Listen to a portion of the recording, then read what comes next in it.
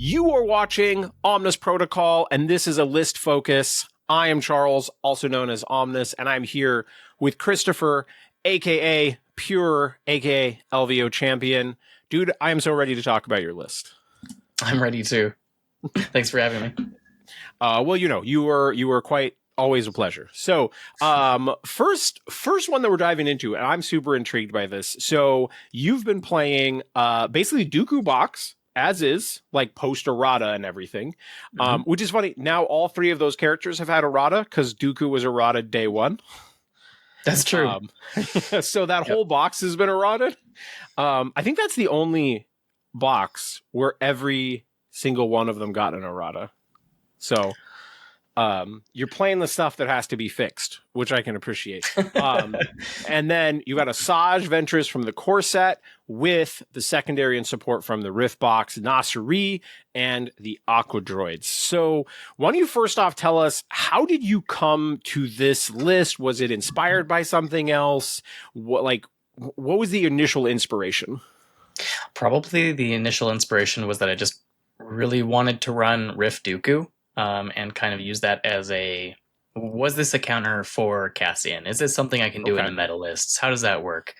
I put that down for a bit of time, and then as I was coming back after a post, tournament season, I'm like, okay, well, my heart is still really with some of this stuff, and I think there's a lot of promise behind the things that are in this list. What haven't I tried? Sometimes you just have to put some tools down and pick up some new ones. Yeah, exactly. Yeah. And so I was like, well, I haven't tried Asajj, and I think there's a lot of promise in that kit. So let's try this out. And how would I do that? And I couldn't let some things go from the Rift box. Like, I really love what Nossor and the Aqua Droids are doing. I also thought, what if Dooku and Asajj have extra dice? And we know what happens when Jango gets extra dice. I've seen it from IG-88, right? Where he just blows things up. So, also, the Aqua Droids have the best synergy with Dooku's identity, right? They have the best potential attack, and they are the droid most likely to be alive to live for a dash. So, like, the synergy there is certainly strong. And provides counter incentive for going after Nos. So there's a lot of layers there. And like, my first top level thought is tanky characters are quite good in this particular meta.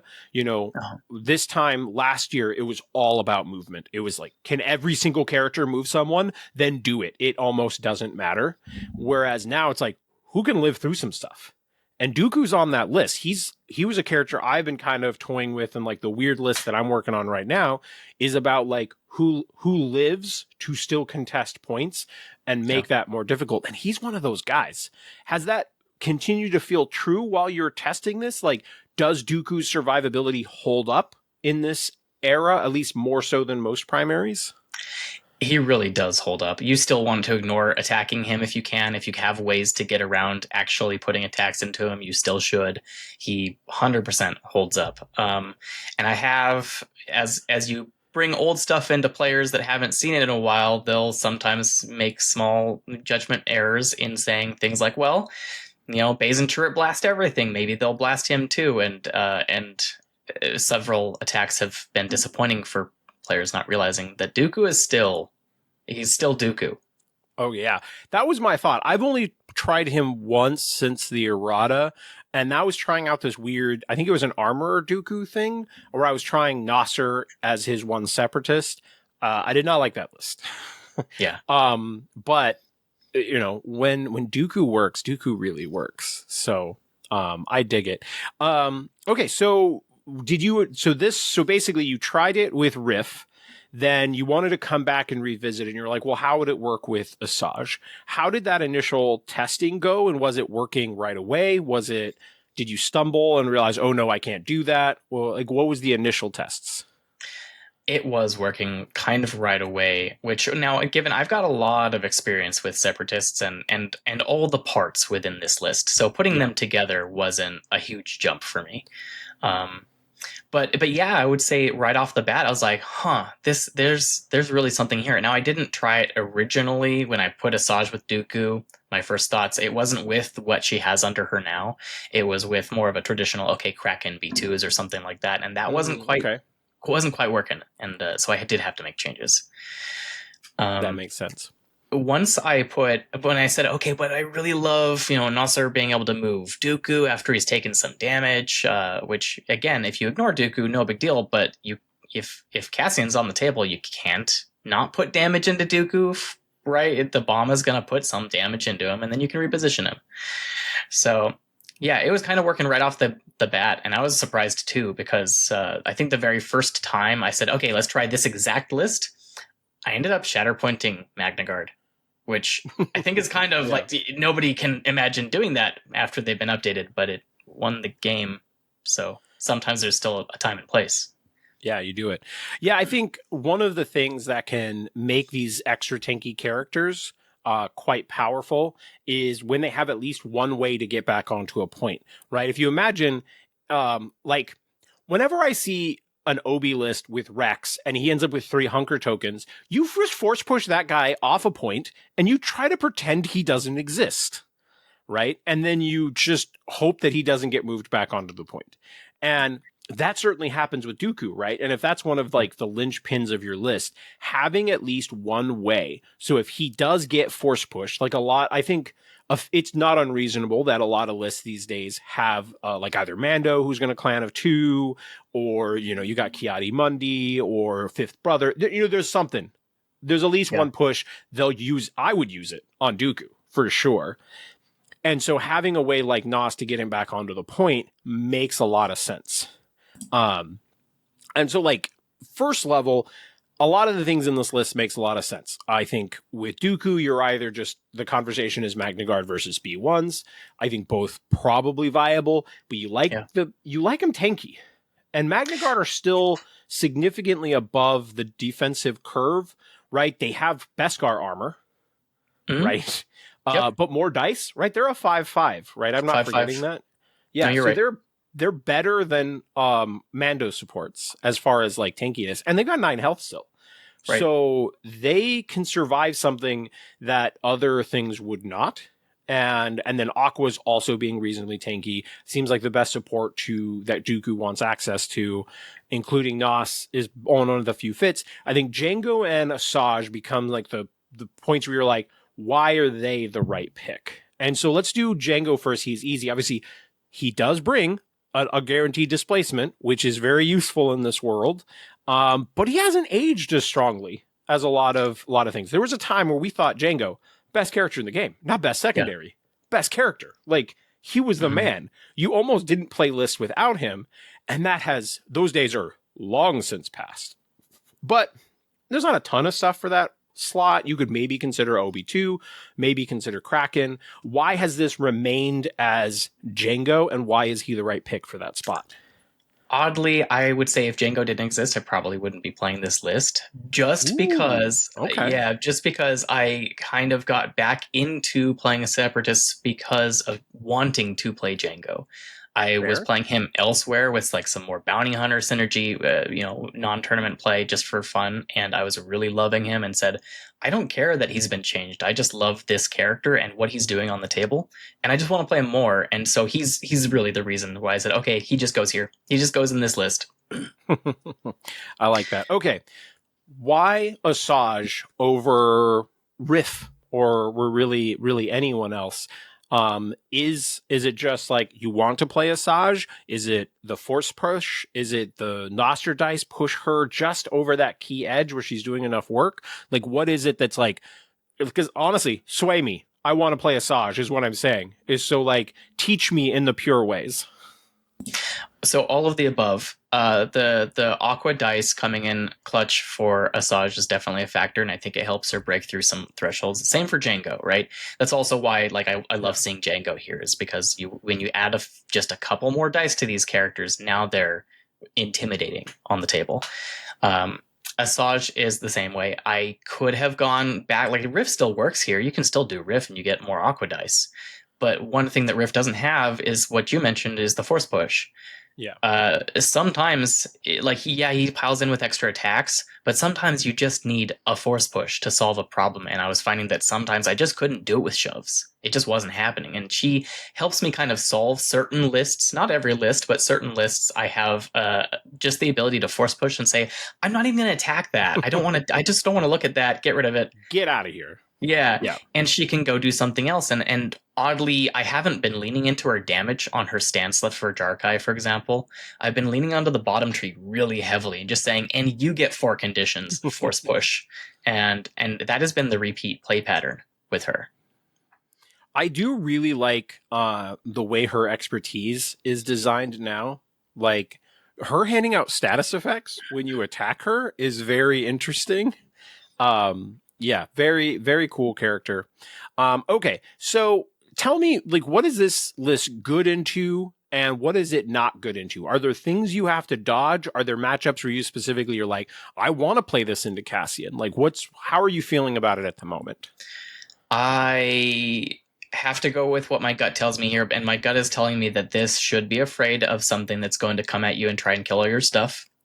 Right, just that's kind of the age-old problem of that separatists have to deal with, is that they have a lot of power allocated to their primaries and secondaries, and their supports, while still being serviceable and good, are kind of the target. Like, when you say, oh, okay, well, Dooku gets a revenge trigger, but it has to be the support doing the revenge trigger, and there is no revenge trigger if the support itself dies, so I'll kill the support, right?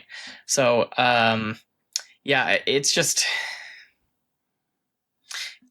all around solid. Yeah, no, I certainly get that. So, like, I mean, there are still lists, right? Like, Vader 1 drifted out a little bit. You and I have both been Vader 1 enjoyers this year.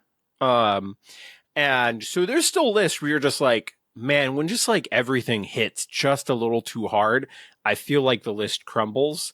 And like, I can see how this could be that list. And you're like, man, if they just have to like force push Dooku and then just like everything else is hitting above its weight class and is fast enough to like hunt down Nos and stuff, like you could just feel too much pressure too fast. So I certainly get that. Have you felt like there's kind of a perfect thing to pair with this, like the other half of a premiere? Is it something where you lean into Separatists and kind of still be mix and match? Or is it something where you're like, I want something specifically more revenge focused or something for those like heavy fighty matchups? Yeah. Right now I'm pairing this with something that is very fighty. And so my thought process there is when I come up against something else that might want to come at me and kill all my stuff, I'll drop my fighty list. And if that's not the case, then I can drop this. Like, I kind of don't hate this into a Cassian list. I don't, because I look at them and say, well, they're trying to get work done through dice, and my list is very resistant to being diced, except for supports, right? So you also have a lot of heals. Like, let's not forget that too. You have a lot of ways where if they don't immediately get kills after things get softened up, they can go back to full. And Cassian isn't like a Vader 1 Iden list where just like everything kills. It's damage just stacked upon damage where it just always feels like you're weakened up. And this is a list that, like, depending on the order deck, right, feels like it could refresh itself reasonably well. So it does feel like utilizing the heals would be very important in this. That's true. I would say that is a very fine line to walk. I have been trying to walk that line and finding out that sometimes if you don't get it perfectly, that you will end up not getting enough heals to survive and not dealing enough damage or conditions to slow them down, and you'll just fall behind. So it's very, I'd say, high skill to walk the healing line as opposed to just, throwing out a bunch of conditions on everybody and pulling them off objectives. But I can do it. All right. Well, do you have any just like general closing thoughts or advice on this list to share with someone who's like, ooh, I would like to play Asajj again? And by someone, I mean me. What advice would you give me or someone like me who's like seeing this and like, okay, yeah. Because I don't know if you remember this. My OG favorite list was Dooku Asajj. Like the first few months into the game, the list that I was like really digging into was an Asajj Dooku list, and that was next level fun. So, any closing thoughts or closing advice? Yeah, two big things for how you should be looking at this list differently from the way that you used to. In the past, the second you used to see Magna Guards, they would get thrown into the reserve slot immediately. Like that was, you were holding that reserve slot specifically for the Magna Guards. Now, if you see a turn 1 Magna Guard, you just go with it because they don't have that crazy power that they used to once they are up the map. So you just say, you know what, I think I'm just going to advance, take cover, get on objectives, and now I don't have to worry about maybe having a bad activation if they get pinned. That's the first part, is just go with your Magnas, get them out of the way, right? Don't save a big turn for them. Probably also look at the deployment stuff, right? Be thinking about, can I hunker walk, hit a ladder? Like, don't get yourself trapped behind a little piece of scatter or something where you go, oh, I can't hunker forward, but I can't advance and hit a ladder. Watch for that kind of stuff in your deployment so that if you do have to activate them early, that they can get onto the objectives. So I think that kind of goes into what you were saying. 100%. And that whole line of play where they have a hunker token on the midline is especially good because, as you mentioned before, they've got really great defense. So if they do one thing really well still, it's survive, especially with a hunker token.